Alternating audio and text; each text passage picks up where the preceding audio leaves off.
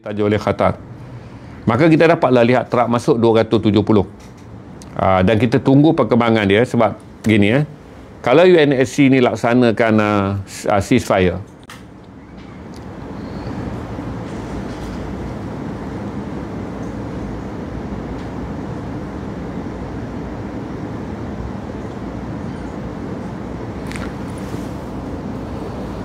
saya ni letih tuan-tuan. Lepas tu tuan-tuan buat komen-komen yang saya rasa macam tak perlu komen kot. Jahat sungguh Israel ni apa semua, tak perlu komen. Kita jelaskan fakta je. Israel jahat, Amerika jahat, kita dah tahu. Jadi tuan-tuan tak payah naikkan komen yang menjadikan saya rasa saya sedang bercakap dengan kumpulan yang tak tahu apa langsung tentang Gaza. Nanti saya jadi give up. Saya rasa macam penat ni, cerita jauh pun tak faham ni. Jadi tuan-tuan tak payah beritahu kata Israel jahat. Sebab kita dah tahu dah dalam kes ni. Kita tak bincang dah tentang jahat. Kita bincang tentang perjanjian-perjanjian, fakta-fakta yang perlu kita tahu. Okey, saya jelaskan ni kerana orang lain tak mau stream isu ni. Bila perjanjian ni gagal besok, tuan-tuan akan tengok semua ustaz-ustaz dan semua orang akan mula stream balik. Semua portal-portal anti-Arab dan anti ni akan keluar balik. Perjanjian ni gagal, perjanjian ni gagal. Setakat ni yang saya sedar, saya je yang stream untuk update tuan-tuan perkara-perkara teknikal yang mesti tuan-tuan faham dalam perjanjian ni. Okey, kerana perjanjian ni ada tanda-tanda akan berjaya. Jadi semua orang tunggu supaya gagal. Bila gagal, boleh penuhi balik persepsi Amerika tak boleh dipercayai, Israel jahat. Okey, tuan-tuan kena faham. Jadi kefahaman yang sedang bagi dekat tuan-tuan sekarang ni adalah untuk memahami bagaimana potensi perjanjian ni boleh berjaya. Dia bukan tentang Amerika baik, tentang Israel jahat, tentang apa. Tentang adalah kedudukan asas-asas yang menjadikan perjanjian ini berjalan. Jadi tuan-tuan menjadi lebih rasional. Jadi kita tak payah komen benda-benda yang kita anggap, kalau kita tak komen pun tak jadi isu. Dan bila kita komen, saya akan rasa macam saya rasa give up dengan menganggap bahawa bila saya jelaskan ni, saya jelaskan pada kumpulan yang masih lagi menggunakan perception. Saya dah jelaskan bahawa dalam perjanjian ni jumlah truk yang nak masuk ni pun ada krisis, dan kita berterima kasih kerana PBB mendesak dan kemudian Amerika ambil alih, di mana dia tak membenarkan lagi pintu yang dikawal oleh Israel, tapi Israel yang tentukan jumlah truk. Jadi alhamdulillah, walaupun 5 mayat belum dapat dipulangkan dengan penuh dan Israel pun tak mematuhinya, Amerika mengambil inisiatif. Sementara nak tunggu United Nations Security Council bersidang dan pentangkan usul yang saya sebut 5 perkara. Jadi kalau tuan-tuan tak follow nanti, tuan-tuan tak akan faham apa yang saya cakap, dan saya jadi give up sebab 3 minggu dah kita cakap silibus ni. Perkara yang paling basic. Jadi bila orang baru masuk, lepas tu tuan-tuan menunjukkan kata perkara gitu, perkara begini, kami akan jadi kelang kabut sebab kami dah bincang 3 minggu dah perkara ni. Dan jadi semua orang yang berada dalam sesi malam ni, dia sepatutnya tanya tentang, dah kita bincang bahagian-bahagian teknikal yang mereka tak faham. Saya boleh jelaskan teknikal dia. Macam mana kita nak faham fasa Gaza, governance Gaza, peace governance. Itu saya setuju untuk jawab. Macam mana tuan-tuan nak tanya pula daripada sekarang ni, daripada perjanjian Gaza ni, macam mana nak melihat tebing barat. Saya boleh tunjuk masalah dia bagaimana nak melihat tebing barat sebab perjanjian ni hanya terlibat tentang Gaza. Kalau tuan-tuan tanya pula tentang International Stabilization Force, saya boleh jelaskan bagaimana International Stabilization Force akan dilaksanakan. Jadi kalau tuan-tuan tak rujuk pada 5 perkara yang kita bincang dalam 20 perkara dalam perjanjian damai yang sangat rapuh, boleh dilanggar. Jadi apabila perjanjian ini sangat rapuh, Arab Saudi, Qatar dan juga negara-negara Arab mendesak Amerika membawa kes ni ke UNSC supaya dia menjadi resolusi PBB, bukan perjanjian. Kalau perjanjian, semua pihak boleh langgar. Dan bila langgar perjanjian ni, tak ada hukuman. Maka perjanjian 20 perkara ni, pada 10 hari bulan September 2020, 10 hari bulan Oktober 2025, dinaikkan taraf kepada apa dipanggil Gaza Peace Summit. Dalam Gaza Peace Summit yang disertai oleh 16 buah negara, dan kemudian tiga agensi, iaitu PBB diwakili sini oleh Setiausaha Agong, Liga Arab yang diwakili oleh Mesir, dan juga Kesatuan Eropah yang dipimpin oleh ketua dia sendiri, Kala Rajas. Jadi mereka masuk, mereka buat penjelasan bahawa semua negara yang ada ni tak boleh lindung perjanjian 20 perkara, kecuali Amerika membenarkan. Kerana Perancis hadir, United Kingdom hadir, membenarkan negara-negara yang berada dalam UNSC usulkan benda ni pada UNSC supaya perjanjian masa depan Gaza menjadi resolusi PBB. Kalau dia jadi resolusi PBB dan Israel ingkar, maka dia boleh dikenakan hukuman berdasarkan piagam PBB. Pertama sekatan melalui WTO, dia akan dikenakan tindakan. Jadi kalau tuan-tuan nak pasti tentang 5 perkara ni saya dah jelaskan banyak kali. Cuma saya bagi tahu kata hari ni technicality dia, kalau tuan-tuan nak tanya fasa 1 ni ISF. Saya boleh jelaskan bagaimana ISF akan dilaksanakan yang membabitkan tentera pengaman daripada 6 negara Islam. Ya, dan kemudian bahagian yang kedua tuan-tuan akan tanya, saya akan boleh jawab dengan tuan-tuan macam mana tentang Board of Governance ataupun Board of Peace yang akan dilantik mentadbir Gaza. Kemudian tuan-tuan tanya bahagian ketiga pula, nanti peranan ekonomi, macam mana pembangunan semula Gaza boleh dilaksanakan, yang membabitkan 70 bilion USD dana yang disumbangkan oleh negara-negara Arab. Total negara Arab dan juga negara-negara yang bersidang di Mesir telah bersetuju untuk mendanai 63 bilion USD. Kemudian UPBB mengeluarkan dana ini diperlukan 70 bilion. Tak ada isu kerana negara-negara Eropah juga akan menyumbang. Daripada negara Arab saja akan dapat 63 bilion USD. Kemudian bahagian keempat, mandat ISF, International Salvation Force, iaitu tentera pengaman PBB. Apa mandat yang ada pada dia? Dan yang kelima barulah kita discuss mengenai tempoh kuasa. 2 tahun. Kenapa diberi 2 tahun? Apakah hanya 2 tahun saja? Apakah resolusi dalam PBB nanti menyebut 2 tahun sedangkan PBB mengatakan proses pembangunan Gaza memerlukan 10 tahun? Apakah resolusi PBB ini secara biasanya disebut pada period masa ataupun dipanggil sebut pada period kekal? Itu saya boleh jawab. Tadi asalnya saya nak jawab apa? Tak ada pin.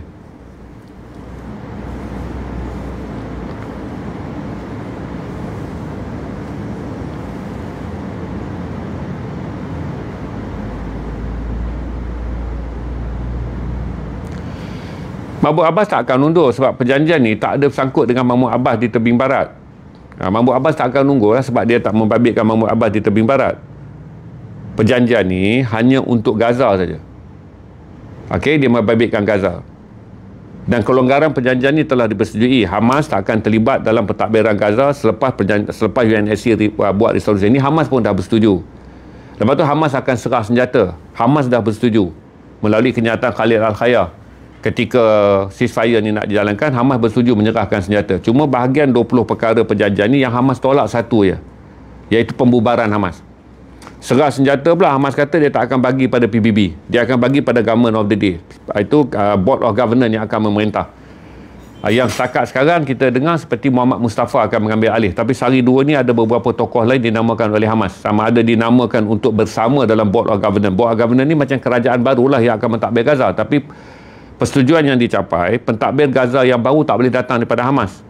Tak boleh datang daripada mereka mana-mana dalam kumpulan perjuangan bersenjata. Berarti Board of Governance ataupun dipanggil sebagai Kabinet Gaza lah, tak boleh datang sama ada mereka ada latar belakang Hamas, mereka ada latar belakang Jihad Islam, mereka ada latar belakang Front Popular Palestinian. Tak boleh, dia mesti datang daripada kumpulan teknorat. Jadi kalau tuan-tuan tanya saya Mahmud Abbas akan bersara, tak ada kena-mengena lah dengan benda yang kita bincang. Dan kisah Mahmud Abbas akan bersara ni dia jadi perception. Sebab di kalangan Fatah pun tak disebut Mahmud Abbas akan bersara. Dan Mahmud Abbas punya kedudukan tak dibincangkan dalam perjanjian Gaza ni. Sebab dia hanya membabitkan Gaza. Kena faham dulu Mahmud Abbas berada di tebing barat. Okey?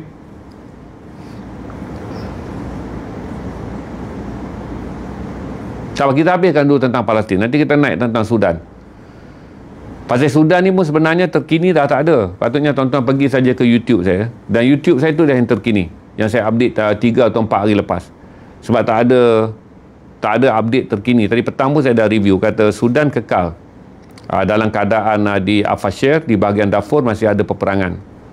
Tawaran Amerika untuk menjadi negara perunding keamanan telah pun disuarakan oleh Amerika melalui Caroline Leavitt, jurucakap Rumah Putih. Kemudian Amerika minta bantuan Mesir kerana dia ada hubungan baik dengan Syrian Army Force dan minta bantuan daripada Qatar dan Arab Saudi UAE kerana mereka ada hubungan baik dengan kerajaan Rapid Support Force. Tapi ketiga-tiga negara ni belum bagi jawapan kerana semua orang sedang sibuk, kerana kebetulan negara-negara ni semua sedang sibuk dengan isu Gaza. Dia nak minta tolong Arab Saudi pada 18 November barulah akan jumpa Presiden Trump untuk berbincang tentang penyelesaian yang telah pun Amerika penuhi. Arab Saudi kena bayar sesuatu. Bayar sesuatu bukan duit, bayar sesuatu. Kerana dalam perjanjian ketika Trump melawat negara-negara Arab melawat Arab Saudi dan melawat Qatar dan UAE. Salah satu daripada syarat pelaburan yang akan diberikan oleh negara Arab kepada Amerika hanya dengan setelah Amerika menyelesaikan kes Gaza dan Amerika menyelesaikan kes Syria. Amerika dah selesai dah kes Syria dengan membawa usul Syria dibebaskan daripada sekatan ekonomi, dan nama Ahmad Al-Sharat dan seorang menteri kabinet dia telah ditarik balik sebagai bukan lagi dalam senarai pengganas. Jadi semua urus niaga yang dilakukan oleh pertubuhan oleh mana-mana negara di dunia ni dengan Syria akan dianggap sah kerana klaus pembebasan Syria ada dalam United Nations Security Council. Sebab ketika Amerika buat pengumuman verbal, Arab Saudi bimbang sekiranya ini hanyalah satu pengumuman lisan dan Amerika tarik balik pengumuman tu. Maka Arab Saudi mendesak Amerika mesti table benda ni menjadi salah satu daripada resolusi PBB. Maka Syria dah sekarang ni secara rasminya termaktub di United Nations Security Council bukanlah sebuah negara yang berada di bawah sekatan. Cuma Syria kena buat beberapa rundingan yang complicated sikit lah yang akan menjadikan satu bantuan yang datang pada Amerika tak percuma. Tapi kita dah buat timbang tara. Kalau kita buat timbang tara berarti inilah pilihan yang ada pada Syria. Satu adalah Amerika yang mempunyai pengaruh ke atas pejuang Kurdish iaitu PKK dan juga YGK. PKK nama puaknya, YGK nama pasukan tentera dia, macam Hamas dan Al-Qassam. Jadi masuk fasa seterusnya, Syria ni akan berunding untuk membentuk daripada 3 blok negara, di mana Kurdish, blok yang disokong Amerika, dan kemudian blok Sunni 6 jeneral tu yang disokong Amerika. Blok tu kecil je. Dan blok HTS, Hayat Tahrir Asyam. Okey, jadi dia nak lalukan proses ni saja. Dan Amerika mengambil kesempatan lah dalam proses ni kerana Amerika ada 8 camp dia. Camp di bahagian yang diduduki oleh tentera bukan HTS. Jadi Amerika minta jumlah angka 2,000 anggota dia. Arif, 2,000 anggota dia dikekalkan di atas bumi Syria. Jadi dia balik macam kes Iraq.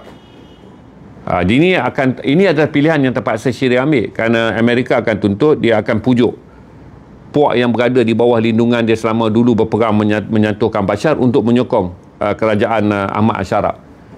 Tapi Amerika akan tuntut bahawa semua kem tentera dia tak tambah tentera, tapi dia nak kekal di situ. Okey, seperti mana dulu Iraq tak ada pilihan, di mana apabila Iraq diserang pada 2003 dan Iraq nak diserahkan kepada pilihan raya umum waktu Nuri al-Maliki nak bertanding, syarat sama je Amerika kenakan bahawa Iraq harus membenarkan penempatan strategik kamp tentera Amerika. Syria pun akan kena, tapi Syria tak ada pilihan. Bahawa inilah pilihan yang ada untuk Syria bergerak ke depan daripada sebuah negara yang sedang bergolak dan mengalami perang saudara yang baru selesai. Maka dalam keadaan yang ada, Amerika akan ambil kesempatan sambil membantu Syria, dia akan minta Syria kekalkan dulu kamp-kamp dia. Dan fungsi kamp-kamp ini adalah untuk menyerang Iran. Di mana laluan udara yang dalam perang dengan Iran tu, semua jet-jet pejuang ni lalu daripada laluan udara Syria, lalu dalam laluan udara Iraq dan kemudian menyerang Iran. Selain daripada Amerika boleh menyerang terus dengan menggunakan pengkalan daripada laut. Walaupun dia guna pengkalan laut, bila masuk ke ruang udara darat, dia guna di ruang udara di dua-dua negara yang telah pun dia kuasai. Jadi salah satu yang tuan-tuan mesti faham, Syria pun berada dalam keadaan terikat. Kalau dia tak diberi kelonggaran dan ditarik daripada senarai negara pengganas, tak boleh ada ekonomi. Bila Amerika tawarkan ekonomi dan kemudian Amerika tawarkan pula masalah besar yang Syria tak boleh selesaikan adalah membentuk kerajaan bersama antara orang-orang Kurdish Sunni dan orang-orang Arab Sunni. Oleh kerana orang-orang Kurdish Sunni mempunyai pengaruh, Amerika ada pengaruh pada Kurdish Sunni waktu Kurdish Sunni berjuang untuk menjatuhkan Bashar al-Assad, persenjataan datang daripada Amerika. Sebab tu base camp Amerika ada di situ. Dan ini menjadikan Ahmad Al-Sharat hanya ada pilihan yang sangat terhad. Tapi Ahmad Al-Sharat telah menyatakan dengan tegas, dia tidak akan menyertai Abraham Accord. Dan sebarang rundingan di antara Syria dan Israel ke arah Abraham Accord, itu Syria menandatangani perjanjian mengiktiraf Israel, tidak akan berlaku. Tidak akan berlaku. Cuma yang akan berlaku adalah tiada banyak pilihan kerana Ahmad Al-Sharat terpaksa menumpukan pada pembangunan Syria untuk membolehkan Syria keluar daripada krisis ekonomi, untuk mengeluarkan Syria keluar daripada krisis sekatan dan membolehkan pelaburan Arab Saudi dan pelaburan UAE yang ingin membina pelabuhan paling dalam di Syria, 800 juta dolar USD pelabuhan tu, dan juga kereta api laju termoden di dunia akan dibangunkan di Syria. Jadi untuk membolehkan Syria mendapat peluang pembangunan dan pelaburan asing, kenalah selamatkan Syria daripada senarai negara pengganas dan senarai negara dikenakan sekatan. Bila Amerika bantu dapat benda ni, berarti Ahmad Al-Sharat diikat pula dengan dia tak boleh menutup base camp tentera Amerika. yang ada 8 di wilayah-wilayah yang selama ni Amerika kuasai kerana pasukan pejuang waktu menjatuhkan Bashar al-Assad ni, pasukan pejuang yang ditaja oleh Amerika. Jadi itu yang saya jelaskan pada tuan-tuan, bahawa satu, Ahmad Syaraq telah menyatakan dengan tegas bahawa dalam hubungan baik dia dengan Amerika, tiada sebarang benda yang boleh disebut Abraham Accord, di mana Syria tak berminat untuk mengiktiraf Israel. Sebenarnya sebagai balasannya, Israel mengiktiraf Syria dan tidak menyerang Syria. Dia tak nak benda tu. Jadi Ahmad Syaraq menjarakkan diri daripada perkara yang dianggap tak relevan dalam perjanjian ni. Jadi Ahmad Syaraq hanya akan masuk dalam perjanjian di mana sekiranya kerajaan dia dapat bersatu dengan kumpulan pejuang Kurdish yang menguasai 1/3 daripada negara Syria dan membentuk Syria di bawah satu bendera. Kerana puak-puak Kurdish nak masuk dalam kerajaan ni.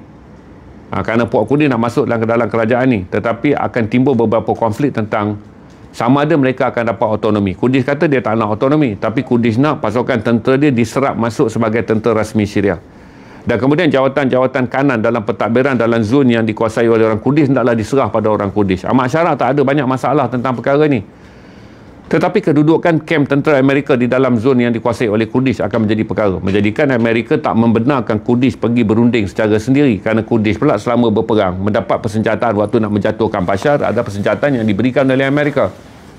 Okey, itu yang bolehkah Ahmad Syaraq satukan Syria? Ini saya bagi fakta dia. Sebab saya tak boleh jawab boleh atau tak boleh, kita tengok fakta dia. Okey, fakta yang berlaku sekarang ni, kelihatannya Ahmad Syaraq nak memainkan peranan menjadikan Syria sebuah negara moden. Yang kedua, Ahmad Syaraq memang tak mau perang dengan mana-mana puak dalam Syria. Sebab tu sejak dia ambil alih, Ahmad Syaraq cuba mengelakkan banyak pertempuran walaupun dia bertempur dengan puak Drus di Sueja, dan ada pertempuran yang berlaku di bahagian Homs ketika kebangkitan puak Alawiyah, Syiah Alawi 27% daripada penduduk Syria. Jadi oleh kerana Ahmad Syaraq ada 4 masalah. Satu adalah nak menyelesaikan kes dia dengan orang Sunni dari puak Kurdish. Satu dia kena selesaikan. Yang kedua, menjamin kedudukan Syiah Alawiyah 27% di Latakia ni menjadi sebahagian daripada Syria dan tidak ada perang berpanjangan di antara Sunni dan Syiah. Kerana puak Syiah Alawiyah ni mewakili majoriti penduduk dia kerana mereka 27%. Dan kemudian dia kena selesaikan kedudukan tentera Israel yang masuk ke dalam negara dia, yang ambil daripada garis Dara'an sampai ke Mount Hermon. Jadi dia ada 4 perkara yang dia kena selesaikan. Jadi oleh kerana dia tak mau burden banyak, hinggalah dia tak boleh menggerakkan Syria pada masa depan, maka dia ambillah perundingan ni.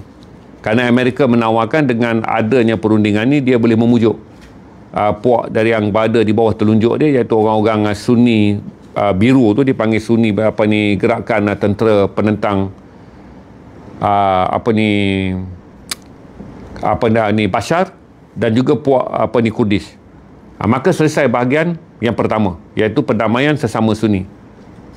Yang kedua adalah Ahmad Syaraq kena tumpukan. Yang ini tak ada campur tangan Amerika, kerana Amerika tak berpengkalan dalam kem Syiah Alawiyah, kerana Alawiyah ni dulu adalah penyokong Bashar al-Assad.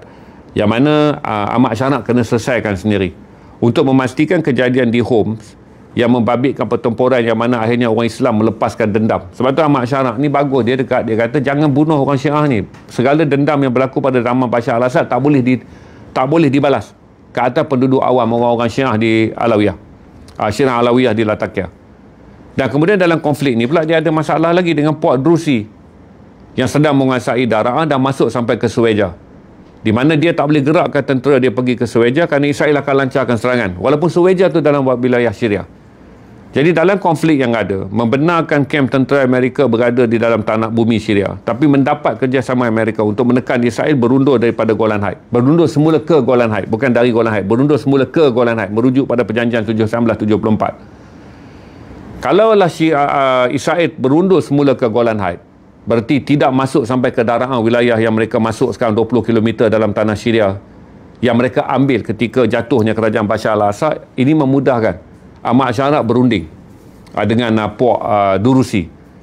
Dan puak Durusi ni pun ada pecah dua, kerana puak Hijri sahaja yang menyokong bantuan Israel, manakala dua puak lagi tak mahu, mereka nak bebas daripada campur tangan Israel dan nak kekal sebagai Syria. Tapi oleh kerana Israel datang di atas jemputan minoriti pun, dia cukup untuk berada di Sueja. Ini antara bahagian yang mana Ahmad Syaraq saya fikir akan ambil keputusan membenarkan kem tentera ini dikekalkan, dan kemudian dia boleh selesaikan. Satu adalah dengan penyertaan Amerika dan bagi rundingan dia dengan Madlum Adli. Madlum Adli ni adalah ketua puak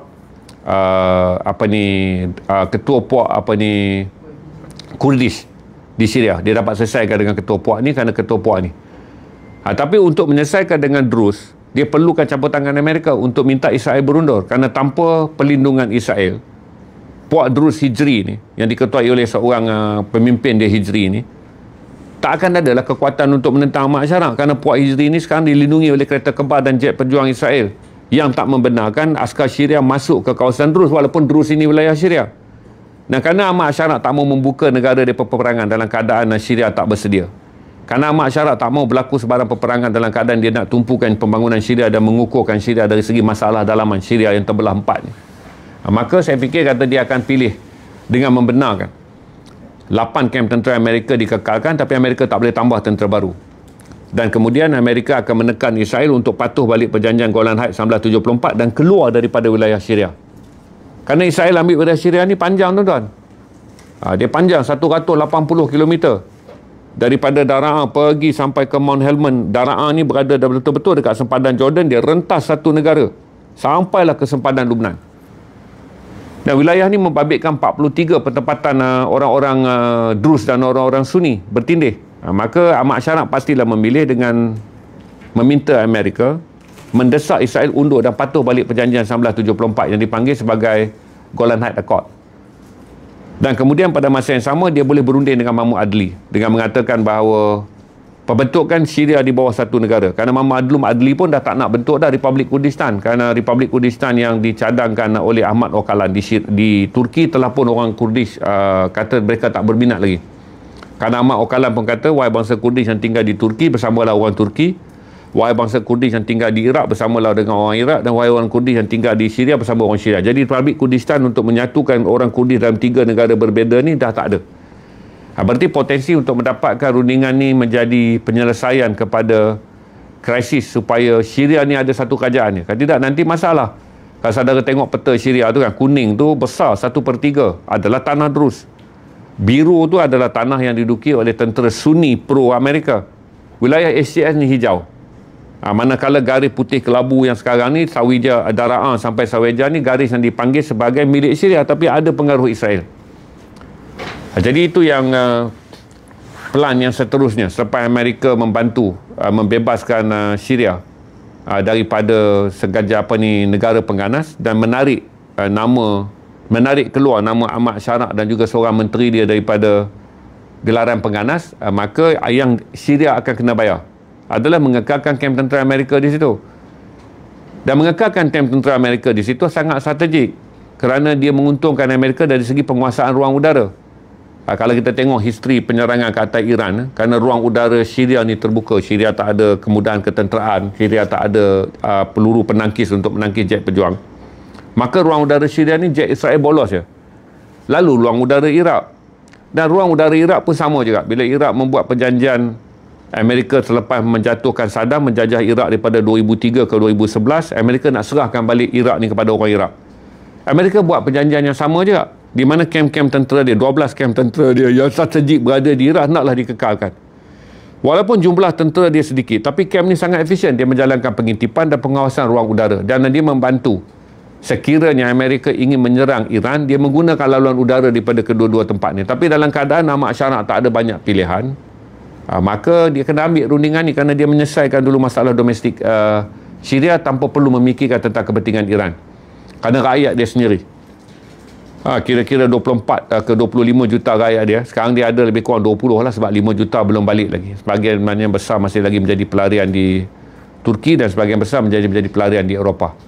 Jadi kalau tuan-tuan faham, faktanya begitulah. Kerana dia nak menyelesaikan 4 perkara besar dalam politik domestik, dia akan kehilangan satu perkara, iaitu tak boleh memaksa Amerika berundur daripada pos-pos tentera yang telah Amerika bina dalam kamp-kamp yang dulunya adalah kumpulan pejuang yang nak menjatuhkan Bashar al-Assad. Cuma STS ni dia tak terima bantuan Amerika sebab dia bergerak daripada zon selatan. Yang mana datang daripada zon timur ni masalah, kerana zon timur ni yang boleh dia ditembus daripada sempadan Turki. Banyak penyeludupan senjata dan bantuan Amerika diberikan kepada peluang pejuang yang nak menjatuhkan Bashar. Nak menjatuhkan Bashar. Bila Bashar jatuh, kumpulan yang memegang senjata jadi 3. Satu, HTS yang berjaya memerintah. Kemudian ada kumpulan yang menentang Bashar juga, iaitu puak Kurdish pun ada kawasan dan dia ada senjata. Dan lagi satu puak biru yang dipanggil puak Sunni tentera, pro Amerika dan pro Turki. Jadi ketiga-tiga puak ni kena diselesaikan untuk Ahmad Asharak ni tak membina negara yang dipanggil rapuh. Negara rapuh ni dipanggil negara tu berada dalam Damsyik je. Jadi keluar daripada Damsyik, dia menjadi negara yang dipecahkan oleh wilayah-wilayah. Jadi Ahmad Asharak kena ambil. Tapi dalam dia ambil tu, dia hilanglah kerugian. Tak akan semua dapat keuntungan yang sepenuhnya. Maka dia terpaksa ambil. Free Syrian Army, betul. Bukan PSA kot, rasa saya FSA kot. Free Syrian Army, FSA. Jadi FSA ni dia berada di pengkalan berdasar dengan Turki. Kalau dalam map Syria tu dia ditanda garis biru, tak besar. Dia kurang daripada 10%. Tanah Syria ni FSA. Dia kena buat ruinan. Dan FSA ni tak ada masalah. Mereka adalah kumpulan yang saya rasa Asharak boleh berunding dengan mereka. Yang ada masalah besar ni adalah tuntutan ekonomi daripada puak Kurdish. Mereka besar, mereka dah kuasai kumpulan yang besar. Dan mereka pun terlibat dalam perang yang begitu panjang menjatuhkan Bashar al-Assad. Maka Ahmad Asharak kena berlaku adil juga pada orang Kurdish. Satu, mereka adalah penduduk Syria. Yang kedua, selama berperang menjatuhkan Bashar, orang Kurdish juga berperang. Jadi tak boleh nak ambil wilayah dia tanpa memberikan dia negosiasi yang kita panggil yang adil. Dan tuntutan daripada Madlum Adli ni pun, pemimpin Kurdish ni pun bagus. Dia seorang yang baik. Madlum pun tak minta banyak. Dia cuma minta satu adalah sekolah-sekolah dalam wilayah Kurdish tak akan menggunakan budaya bahasa Arab. Mereka akan menggunakan budaya Kurdish untuk mengekalkan identiti Kurdish. Dia nak minta tu, sekolah pendidikan kebudayaan bangsa Kurdish dikekalkan. Kerana Kurdish ni bahasanya lain, budayanya lain. Bahasanya lain. Ahmad Asharak setuju. Dan kemudian bantuan ekonomi. Kurdish nak maju macam mana kalau dia tak ada perjanjian khas dengan kerajaan Sunni Arab bahawa dia akan mendapat manfaat. Jadi Madlum Adli kata tentera dia lama dah berjuang. Mana yang muda dia suruh serapkan menjadi tentera Syria. Ini masih ada tanda soal sebab Ahmad Asharak tak jawab daripada dulu permintaan ni. Kalau dia nak serap berarti kos operasi dia menjadi tinggi dan kemudian dia nak kena pastikan kalau dia develop tentera tu adalah tentera Syria. Dia tak nak develop satu pasukan tentera yang nanti jadi macam kes di Sudan. Dulu Presiden Omar Bashir ni dia develop pasukan RSF sebagai Rapid Support Force. Okey, berarti waktu kes Sudan ni, Sudan dah ada tentera kerajaan dia, nama Sudan Army Force yang dipimpin oleh General Fatah Burhan ni. Okey, dia dah ada. Tapi kesilapan dia, waktu berlaku kebangkitan di bahagian utara Sudan, Omar Bashir ni menubuhkan pasukan tentera sokongan. Mereka bukan tentera rasmi, tentera sokongan.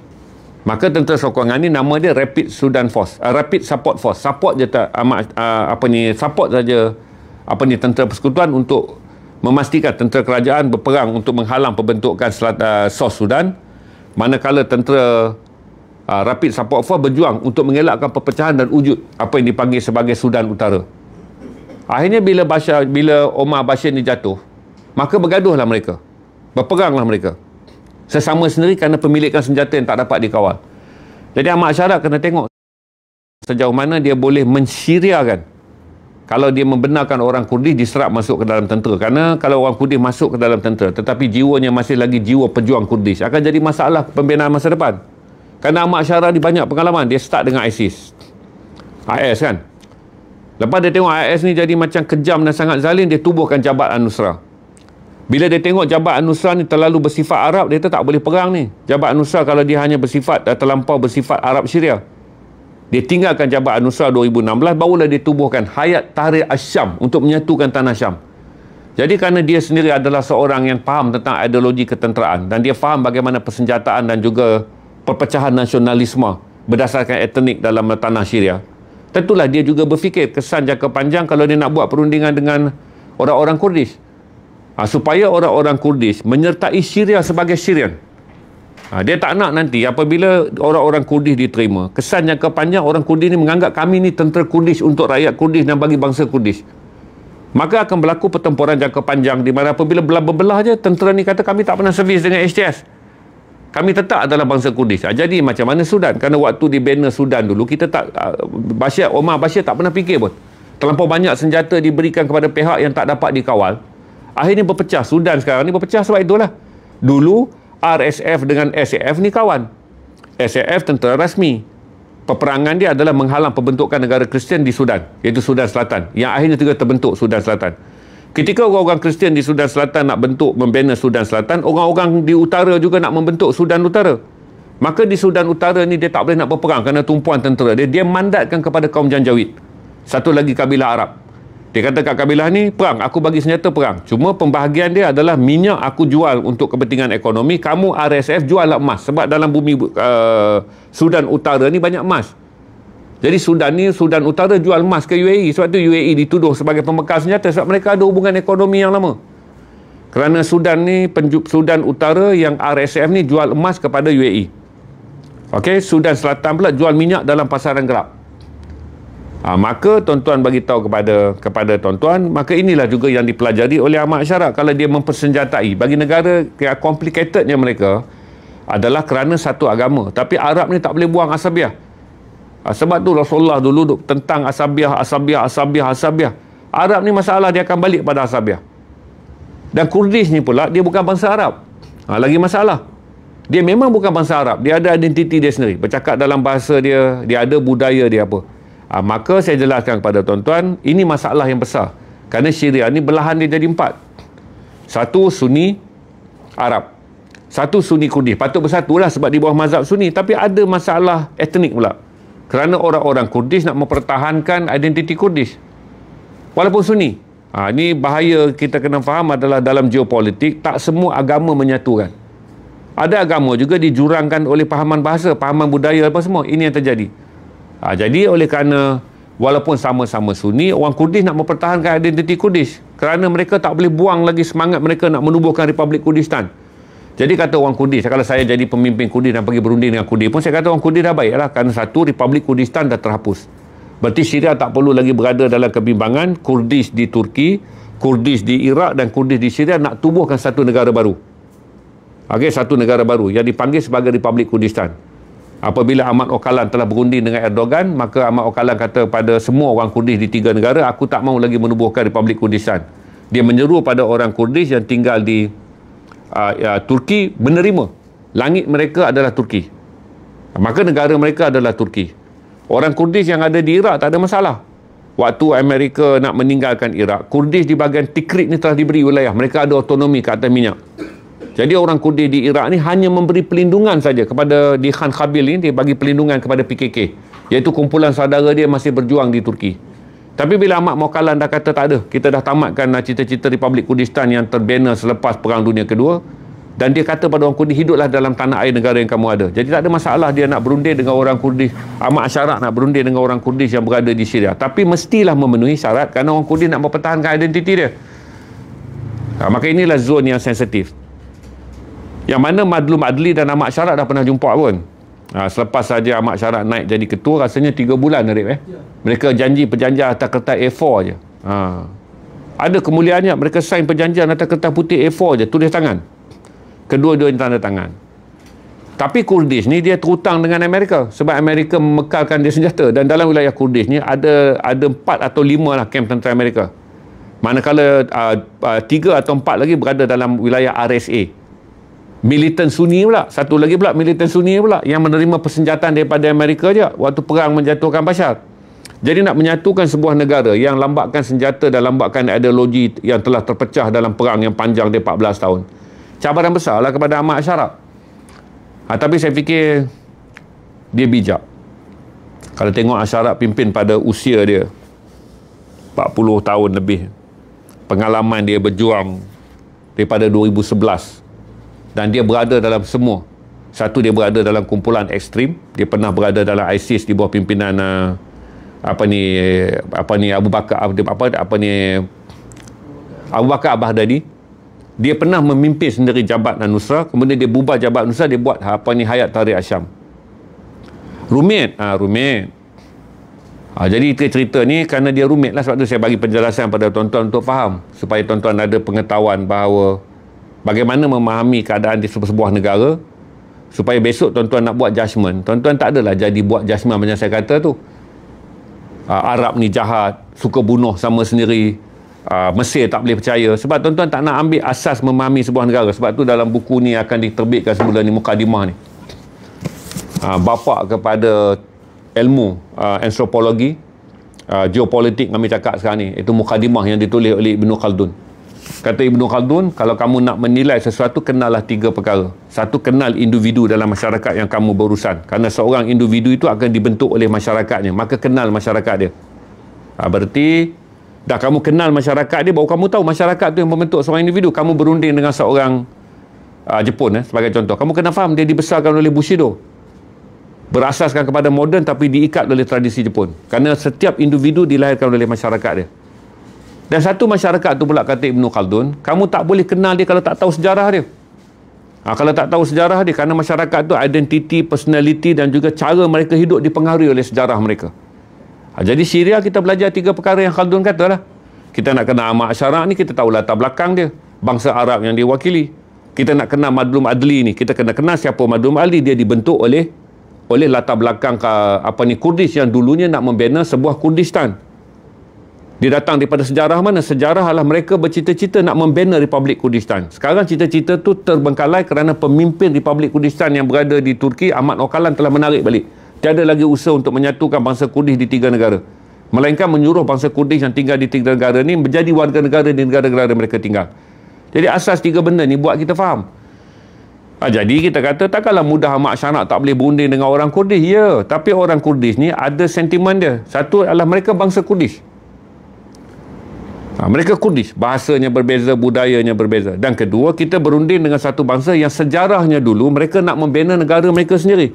Sudah tentulah rasa dia nak menutup wilayah dia itu tinggi.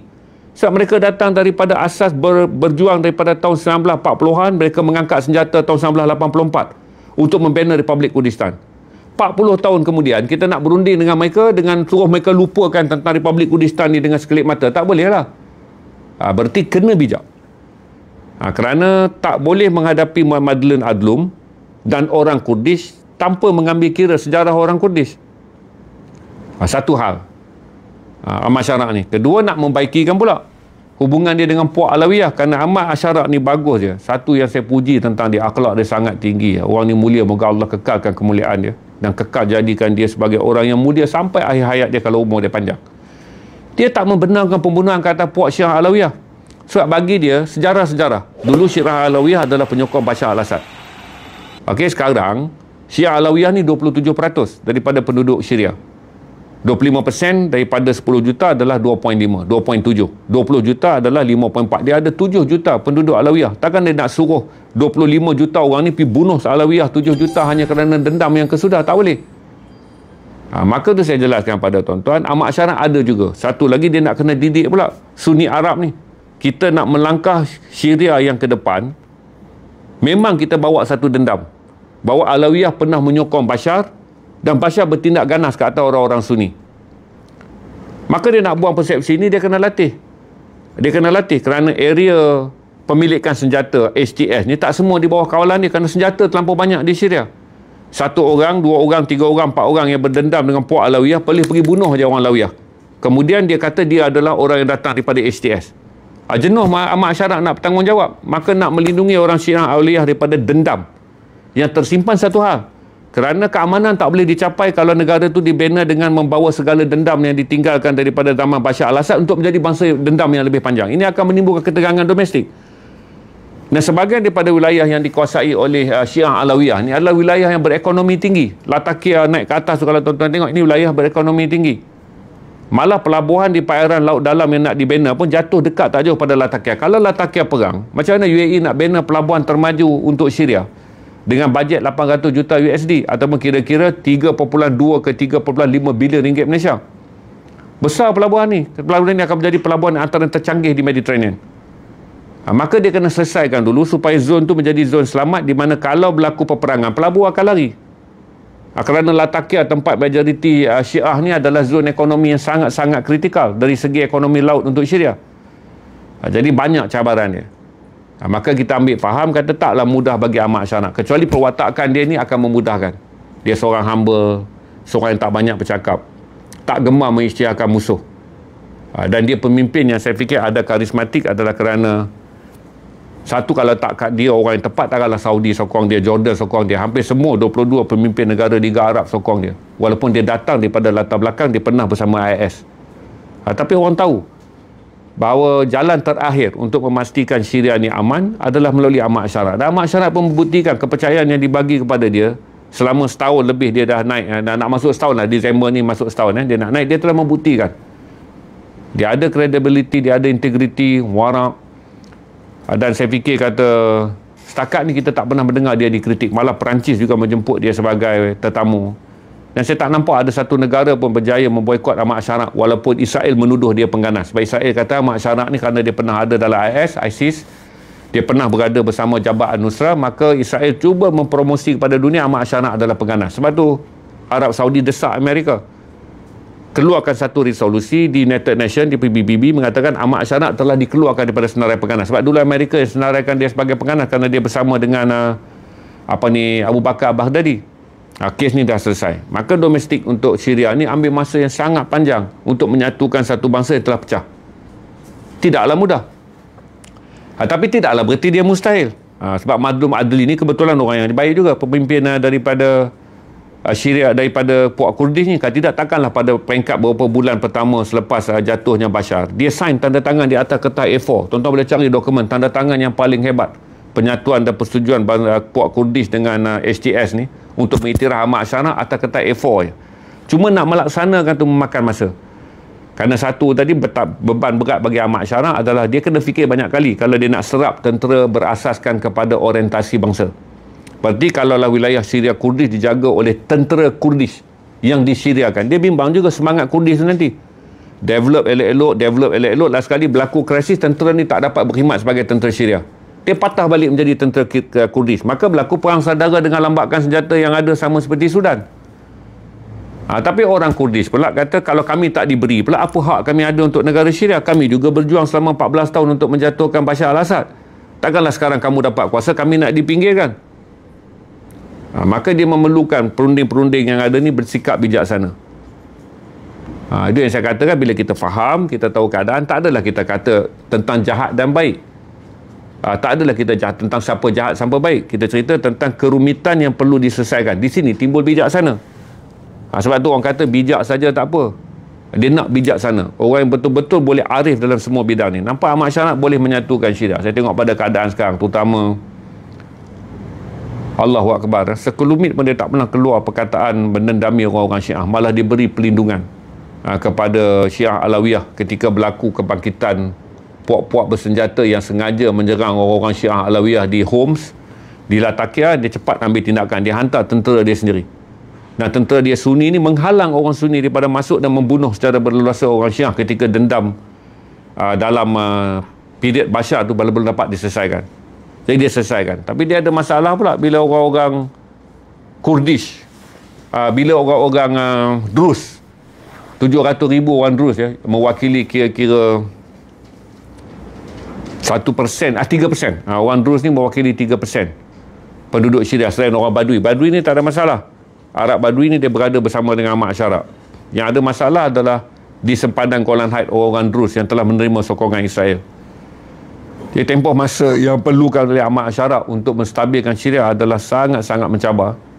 Tapi saya fikir kata Allah panjangkan umur dia, kekalkan dia sebagai orang yang bijaksana, kekal dia sebagai orang yang berhemah, kekalkan dia sebagai orang yang kemudiannya mencari jalan penyelesaian dengan tidak memusuhi saudara Islam dia. Dalam konteks ni tuan-tuan janganlah maki saya pula tentang puak Syiah 27%. Untuk mendamaikan Syria menjadi satu negara yang aman, dia kena menerima 27%. Dia tak boleh buat genocide ke atas 7 juta orang Syiah. Mana mungkin lah dia nak buat genocide ke atas 7 juta orang Syiah atas dendam kerana orang Syiah pernah mendokong kerajaan Bashar al-Assad dan bapa Bashar al-Assad, Hafiz al-Assad dulu. Kita balik pada memahami sejarahnya. Kalau memahami sejarahnya, Ahmad Syarat mesti faham dia mencabi cabaran yang besar kerana pemusuhan yang sangat panjang di antara dua bangsa Arab yang berpecah kerana masalah mazhab. Jadi itulah cabaran untuk Syria. Tapi alhamdulillah setakat selepas jatuhnya ni Allah mudahkan banyak keadaan untuk Syria. Kalau Syria berperang lagi, saya anggap sajalah dia cari bala. Kita nak dapat Malaysia ni yang aman ni tuan-tuan. Malaysia yang aman ni, nak pergi kutip pelaburan bukan main payah. Umum labur sana, umum labur sini, projeknya tak nampak. Ini negara yang berada dalam keadaan konflik, boleh menerima pelaburan. Satu adalah menerima pembinaan pelabuhan laut paling dalam di dunia dengan teknologi termoden. UAE nak labur di Syria 800 juta. Kemudian UAE kata pula sistem pengangkutan awam di Syria tak boleh dibangunkan dengan bas apa semua. Dia akan bangunkan teknologi kereta api rel laju termoden di dunia supaya Syria ni cepat pantas kemajuan dia. Jadi nak cari satu negara yang datang berbilion-bilion labur di tengah-tengah negara tu baru lepas perang, mustahil lah. Tapi kadang-kadang Allah mudahkan. Ada tempat Allah susahkan supaya rakyat dia berusaha. Ada tempat Allah mudahkan kerana rakyat dia dah lama sengsara. Ini keadilan untuk Syria yang kita faham. Kalau Syria memilih jalan damai, nescaya Allah mudahkan kerana kamu telah lama sengsara. Kecuali Syria fikir pulih nak sengsara lagi lah, yang saya fikir Ahmad Syaraq tak akan buat. Ahmad Syaraq tak buat. Pelaburan tak ada masalah. Siapa nak sedekah? Memanglah mana-mana negara pergi melabur, mana ada sedekah? Siapa nak sedekah berbilion-bilion? Kan? Tak ada. Ini pelaburan logik lah dalam dunia. Walaupun dia panggil pelaburan, masa depan pelabur-pelabur ni mendapat keuntungan, pelaburan lah yang dicari. Kita pun okey juga, kita cari pelaburan juga. Dan kita tak dapat semua daripada negara Islam. Kita kemaruk juga pelaburan daripada Amerika. Kita kemaruk syarikat-syarikat yang ada kaitan dengan Israel, BlackRock apa semua. Ini okey lah sebuah negara Islam pergi labur dekat negara Islam. Lagi okey yang kita kemaruk, lagi teruk. Kita kutip segala. Sampai BlackRock yang betul-betul menyokong Israel pun kita terima. Jadi kita janganlah pelekehkan pelaburan orang lain sebab kita pun kemaruk. Dan kita pun tak dapat banyak pelaburan daripada negara Islam. Kita sadau semua. Dan kita sadau lepas tu kena sidai. Kan Tesla sidai kita. Kemaruk kita pergi cari. Bilion-bilion dia umum betul dia sidai tanpa jawapan. Ini adalah pelaburan yang diberikan untuk membangunkan Syria. Di atas kesedaran UAE. Sebab UAE ni dia negara pelantar minyak.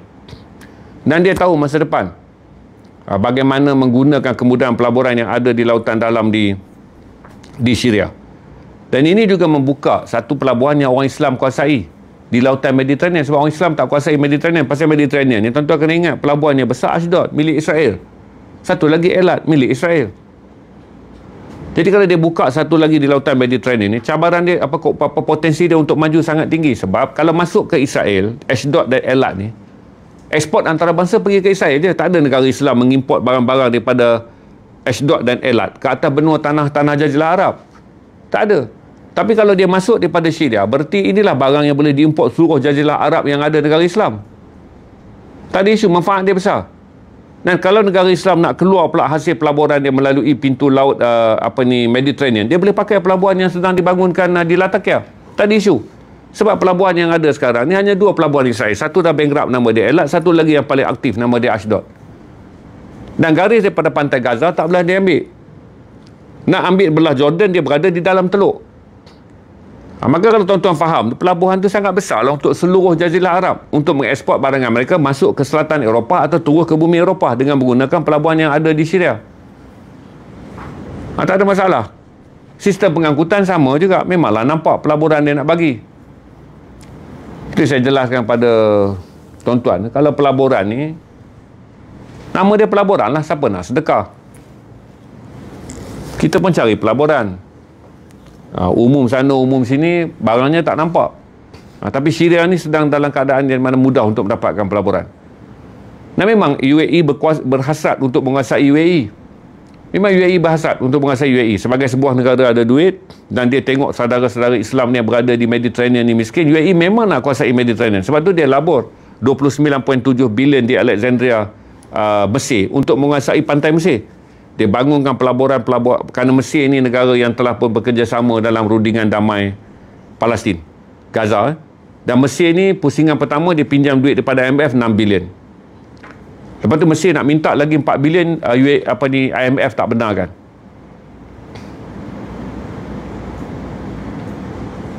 Ada umum sana sini. Jadi dia nak minta daripada IMF, tak dapat. Mesir ni mempunyai hubungan yang sangat tegang dengan Qatar, mempunyai hubungan yang sangat tegang dengan UAE pasal isu 1952 kan, apa bentukkan kerajaan militer dan penghalauan ikhwan. Tapi sebab isu Gaza ni dah duduk di meja rundingan hari-hari jadi kawan kerana nak menyelesaikan masalah Palestin. Jadi UAE melalui syarikat berdaulat dia yang ketiga tu, PLC dia yang ketiga tu, dia ambil untuk bangunkan Alexandria. Sebab dia kata pada Mesir, kekalkan saja sustain kamu. Jangan hidup di bawah pengaruh IMF, kamu akan terlibat dengan segala bentuk interest yang tak mudah sabar. Maka UAE laborkan. Kerana mereka ada lambakan duit yang banyak. Dan mereka cari di mana nak melambatkan duit secara prospeknya pada masa depan, itu menguntungkan mereka. Kerana UAE tak mau tahu wilayah dia tak relevan untuk dia bangunkan pelancongan, kerana dia berada dalam teluk apa ni dipanggil Gulf, teluk Gulf ni, pelancongan dia tak begitu menarik, maka dia laburlah di Mesir untuk membolehkan pantai Alexandria yang dianggap pantai yang cantik tu.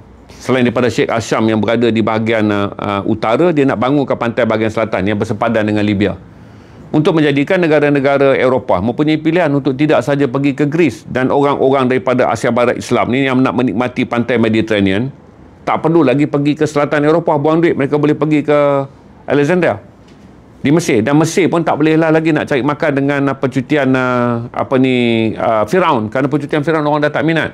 Maka taman tema dan pusat hiburan besar dibangunkan di Mesir bagi membolehkan ekonomi Mesir ni berjalan. Jadi kalau kita faham, kita dah tahu, tak ada masalah. Kena tahu dah UAE memang nak menguasai semuanya. Tapi ini manfaatlah dia sedang menguasai ketika negara-negara yang memerlukan pelaburan ni adalah negara miskin. Kalau kita buka pelaburan kita, duk cari hari-hari pelaburan, takkanlah kita nak biar negara kita dikuasai orang, tidak. Pelaburan bukanlah satu pengambil alihan kedaulatan. Pelaburan ini adalah menjadikan sebuah negara dapat sumber kewangan untuk memajukan negara dia melalui pekerjaan yang disediakan kepada penduduk tempatan, dan juga cukai yang dia akan dibayar oleh syarikat yang melabur. Jadi pelaburan ni worldwide buat. Tak ada satu negara yang bebas pelaburan, semua worldwide buat. Cuma kita kata, takkanlah orang nak bagi saja duit. Orang labur lah, daripada labur tu ada pekerjaan. Kerana Syria ni dia tak ada minyak. Syria tak ada emas. Dia taklah seperti Sudan. Sudan ni ada minyak, ada emas, ada perak, tapi berperang, menjadikan dia negara papa. Walaupun Allah bagi hasil bumi yang kaya, tapi daripada 1989 sampai sekarang Sudan hidup dalam kepapaan, malah berperang. Sudan sekarang pun, ya betul, Sudan juga telah disahkan memiliki REE, simpanan REE yang besar untuk stok global. Okey, kalau dah faham, senang saya jelaskan untuk tuan-tuan faham keadaan di Syria sambil kita belajar apa yang diajar oleh pemikir Islam yang hebat, Ibn Khaldun. Buku ni tak ada pada saya, kiri baru datang, kata dia akan print balik. Muqaddimah. Muqaddimah ni kalau tuan-tuan baca, review yang terbaik datang daripada Mark Zuckerberg. Saya pun tak se-review secantik Mark Zuckerberg. Tuan-tuan tulis je introduction, Ibn Khaldun review by Mark Zuckerberg. Tuan-tuan baca bagaimana Mark Zuckerberg review buku ni. Dia sendiri membaca buku ni pada 2015. Buku ni ditulis tahun 1377. Ibn Khaldun ni lahir 1332, kembali ke Rahmatullah 1406, lahir di Tunisia lah sekarang, wafat di Kahirah, Mesir. Dia menulis buku ni. Kiri dara ni penerbit Biblioplus lah. Dulu dia terbitkan buku ni, saya jual 2,300 buah ketika saya baru start Jihad Restream. Lepas tu lama saya tak ambil buku ni. Tapi kita cubalah cetak 1,000 untuk mereka yang nak mendalami apa yang dipanggil sebagai bapak yang mengasaskan ilmu. Maksudnya sekarang, tuan-tuan duk dengar kita bercakap geopolitik ni kan. Tuan-tuan tak tahu kata geopolitik ni pengasas dia adalah Ibn Khaldun. Dia mengasaskan sosiologi, antropologi dan historiografi, penstrukturan sejarah dalam memahami satu bangsa. Dia juga menghasilkan pengajian sosiologi, memahami masyarakat dalam kamu membuat penilaian tak atas mereka. Dan antropologi, mengenal sifat manusia. Mark Zuckerberg lah. Mark Zuckerberg mana ada 3 orang. Mark Zuckerberg FB lah review buku ni. Mark Zuckerberg baca pada tahun 2015, dia review buku ni sebagai antara buku terbaik yang dia pernah baca. Tuan-tuan ni kadang-kadang suka naik balik soalan bagi saya naik angin. Mark Zuckerberg lah. Kecuali kalau dekat sebelah rumah kau ada orang nama Muhammad Zuckerberg, mungkin kau keliru. Bukan Muhammad Zuckerberg yang review, Mark Zuckerberg review buku ni. Sebab tu saya suruh tuan-tuan baca, sebab seorang pepengaruh yang hebat, seorang billionaire menulis tentang betapa hebatnya pandangan Muqaddimah yang mempengaruhi dia sebagai seorang yang nak faham tentang algoritma manusia, behavior manusia. Dia kata dia belajar banyak daripada buku ni.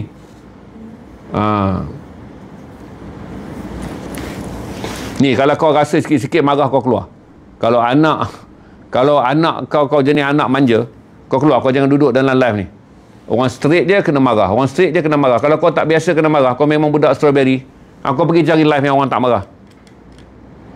Saya marah lah sebab saya sebut perkataan yang jelas Mark Zuckerberg.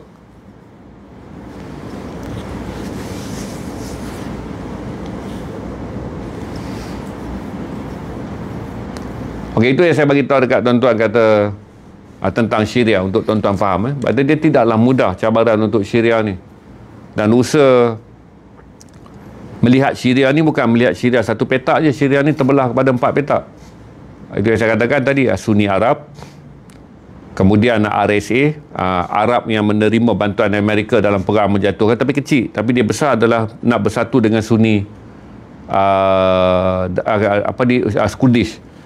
Kemudian ada Syiah Alawiyah lagi 27%. Kemudian masalah di Suweja dan juga di Darah yang Israel duduki.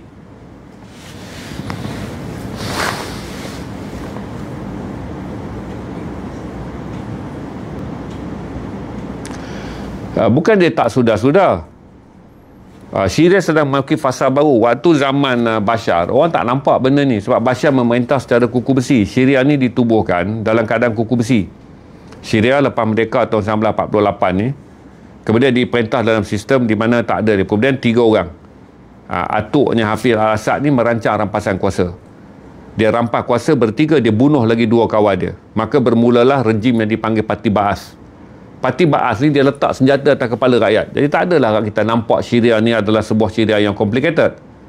Tapi akhirnya apabila Baas jatuh, Syria ni terbuka pada sebuah negara yang disatukan di bawah sistem diktator kepada Syria yang nak buka kepada sistem demokrasi. Maka rakyat dia bangkitlah, setiap rakyat ni bangkit. Dia bangkit. Jadi dia perlukan ruang untuk menyatukan mereka semula.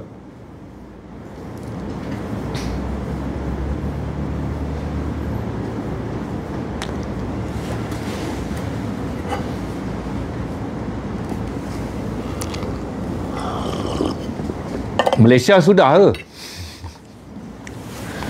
Daripada 3 parti ke 8 parti, orang Melayu nak mengundi sekarang 9-10 parti dah. Aku rasa ada lagi parti baru ni. Malaysia yang kecil berdarah cukup pun 3 bulan satu parti, 3 bulan satu parti. Dalam satu parti pun ada A, B, C. Ada macam-macam camp. Ini untuk rakyat Sabah yang nak mengundi pilihan raya, kawan-kawan yang ada dalam Sabah ni. Kertas undi panjang tu besok, penuh parti dia nak pangkah satu-satu kawasan. Kalau kena kawasan tu jenuh pening.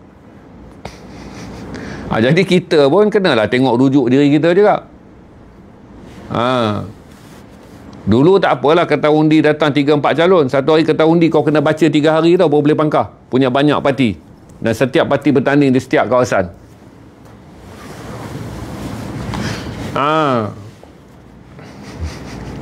Kertas A3 untuk undi. Ada orang Sabah dalam ni. Tak ada buku beg kuning Ibn Khaldun, saya dah tak ada dah. Cuma nanti akan datang. Kiri kata dia nak print sebenarnya Pesta Buku Selangor. 26 ni Pesta Buku Selangor, 1000 saya minta dekat dia 200. Ada? Tak ada kan? Mana ada Ibn Khaldun dalam beg kuning? Tak ada, kita tak ada lama dah. Nanti kita akan ada. Orang Sabah ada. Ni dia orang nak lalu pilihan raya.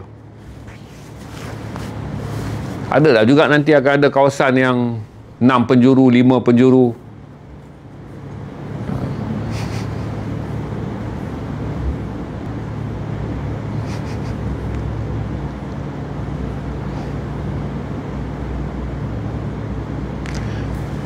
Saya bagi tahu je, kata di Syria ni bukan parti, di Syria ni dalam menyatukan puak.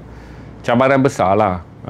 Jadi kita kata tak perlulah kata aneh, kita yang dah aman gini pun cukup makan pun masih lagi merasa berebut tak cukup kuasa. Dah lah dapat kuasa dalam parti, bergaduh pula sebab tak cukup kanan dan tak cukup tinggi. Jadi apatah lagi sebuah negara yang sangat complicated seperti Syria, perpecahan bangsa dia apa semua, dia kena satukan. Jadi cabaran dia besar, dan selalunya negara-negara yang datang daripada sejarah yang besar akan muncul menjadi bangsa yang besar. Percayalah sejarah-sejarah yang Syria ni dulu adalah induk bagi tanah Syam. Empire Damsyik ni berasas di bumi Syria, jangan pelekehkan. Kerana daripada empire ni lah tahun 767,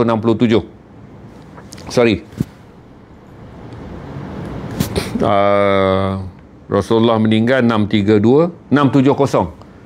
Daripada empire ni lah tahun 670 lahirnya Tariq bin Ziyad. 698 Tariq bin Ziyad umur 28 tahun.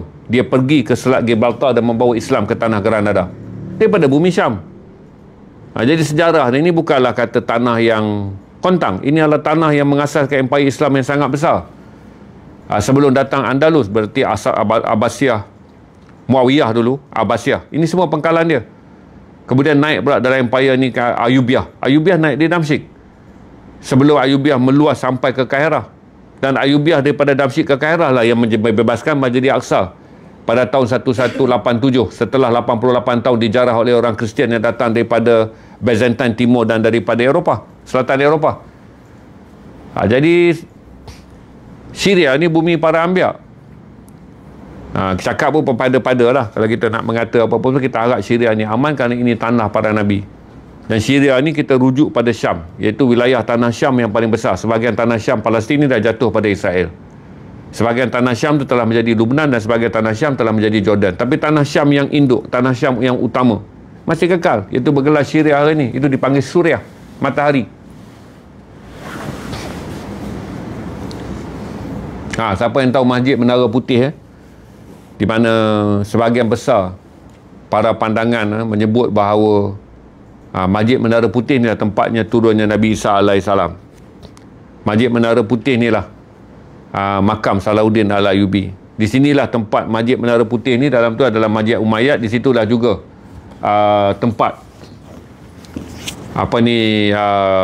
Imam Ghazali menyiapkan kitab-kitab masyhur dia di Damsyik. Memanglah kita berharap Syria ni menjadi aman. Kerana kalau kita nak tanah Syam yang menjadi asas kepada kekuatan Islam, yang kemudian membuka banyak wilayah-wilayah besar dalam penyebaran Islam, bermula pada abad ke-9 bawa sampailah abad yang ke-14. Sebelum abad ke-15 Ottoman ambil alih empayar-empayar yang berasaskan daripada Syria dan Konstantinopel menjadi induk pada negara Islam, Istanbul ni. Kita hormatilah, ini bumi para anbiya. Maka Rasul banyak di tanah Syria ni. Jadi tak salah kita doakan bahawa Syria yang rumit ni dapat dibangunkan dan kemudian kembali menjadi tanah yang boleh kita lawati. Banyak sejarah, banyak kehebatan bermula di sini. Saya ke Syria 6 kali. Daripada tahun 2004 sampai 2009. Saya ke Syria ni 6 kali. Dan saya dah selalu jelaskan pada tuan-tuan, tanah yang tak akan bosan untuk tuan-tuan ziarahi adalah Syria. Bandar yang tuan-tuan akan nikmati Maghrib yang terindah adalah Syria. Di mana Damsyik ni saja 3,000 masjid. Saudara naik di atas bukit di pinggir Damaskus tu, pada waktu Maghrib tuan-tuan tengok azan, lampu hijau, 3,000 masjid azan pada waktu Maghrib. Dan lampu hijau ni menyala sebagai tanda bermulanya Maghrib. Dan semua masjid-masjid di sana dia mempunyai lampu warna hijau. Kita nampaklah menyala hijau dan suara azan bertalu je. Dan tuan-tuan boleh lihat 3,000 masjid. Memang cantik Syria ni. Tuan-tuan naik ke utara Syria, pergi ke utara ke timur Syria, bersepadan dengan Lubnan. Tuan-tuan pergi ke Masjid Hom, ke Masjid Khalid bin Walid di Hom. Ada makam Khalid bin Walid. Saudara boleh tengok tapak-tapak perang yang hebat. Indah Syria ni. Walaupun orang dia sedikit keras, tapi dia tanah yang indah. Tanah yang indah. Jadi saya dulu kalau buat travel, saya akan naik kapal terbang daripada sini pergi ke Bangkok, beli tiket murah. Daripada Bangkok saya akan singgah di Sharjah. Sharjah saya akan masuk ke Amman. Amman Jordan ni saya sewa 4-wheel drive lah, dipanggil JMC. Ambil daripada Amman Jordan 4 jam sampailah ke Damsyik. Kan, ambil lagi 4 jam sampai ke Beirut, ikut jalan darat. Cuaca ikut musim tuan-tuan pergilah. Jangan pergilah pada musim panas terik. Dia tak ada salji. Four season ni hanya sampai dekat sebelah sedikit lah kena bahagian Palestin. Kadang-kadang kena teruk, kadang-kadang tak teruk musim sejuk dia. Tapi secara puratanya Syria ni adalah negara musim panas lah. Negara musim panas. Okey je untuk tuan-tuan pergi. Jordan, Lubnan terdedah sikit pada cuaca musim sejuk. Dia boleh capai sampai 17 darjah Celsius pada musim sejuk, antara Disember bawa ke Februari. Tapi pada bulan-bulan yang lain tuan-tuan boleh travel ya, dengan naik JMC melalui jalan darat. Dubai sebelah sini, jauh ke sebahagian sebelah sini. Dubai di Gulf. Ini saya sebut adalah negara-negara yang berada di Jazirah Arab, di sebelah Mediterranean. Sekarang Syria kita dah tengok visa on arrival dah kan. Syria ada VOA, tuan-tuan boleh pergi dan turun masuk. Dulu kena apply 2 minggu, tapi sekarang sejak Ahmad Syarah ambil, dia perkukuhkan kembali bagi negara seperti Malaysia di bawah perjanjian negara-negara OIC. Kita boleh masuk visa on arrival, VOA lah.